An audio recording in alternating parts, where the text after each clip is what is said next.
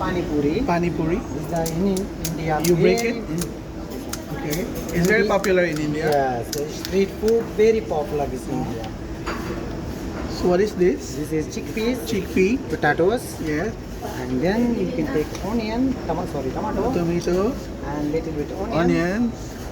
And if you don't like spicy, so Yes. just you can add mango and tamarind chutney. Ah.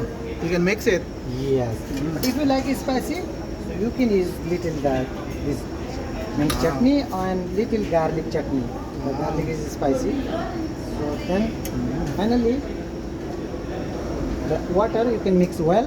Mm. This is the dry ginger, dry mango, some of the spice and porridge and one bite. One bite. Yes, you have to eat one bite. It's spicy? Yeah, medium. Medium. I'll try. Brother, you hungit from jams. Yung meat pa to sa kuwan.